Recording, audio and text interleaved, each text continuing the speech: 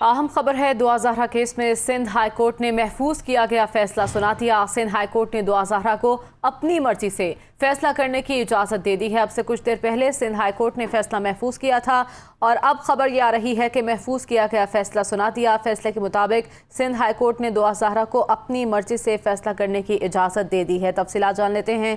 लियाकत राना हमारे साथ मौजूद है। लियाकत, आगाह कीजिएगा, क्या फैसला सुनाया है सिंध हाई कोर्ट ने?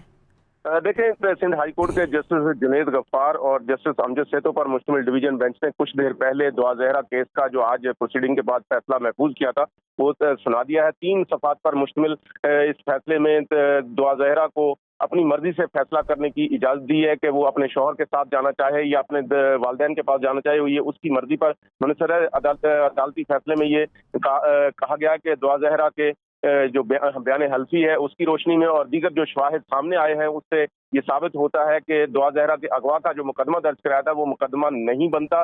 लिहाजा जो शवाहिद पेश किए गए उसकी तहत मुकदमा नहीं बनता। इसलिए ये भी करार दिया गया है कि सिंध हुकूमत पर की सवाबदीद है कि वो दुआ ज़हरा और जो दुआ ज़हरा को पंजाब में लाहौर हाई कोर्ट के सामने पेश करती है या नहीं, क्योंकि मेडिकल इसके साथ साथ अदालत ने तफ्तीशी अफसर को हदायत की है कि वो जो ट्रायल कोर्ट में ज़िमनी चलान है वो पेश करे। इसके साथ साथ मेडिकल सर्टिफिकेट और जो दीगर मामला रिकॉर्ड पर लाए गए हैं वो भी उसकी भी नकुल ट्रायल कोर्ट में पेश करे। 3 सफ़ात पर मुश्तमिल ये फैसला है और केस को निपटा दिया गया है जो कि सिंध हाई कोर्ट में ज़ेर समाअत आया था। जी, बहुत शुक्रिया लियाकत राना, आपने अपडेट किया।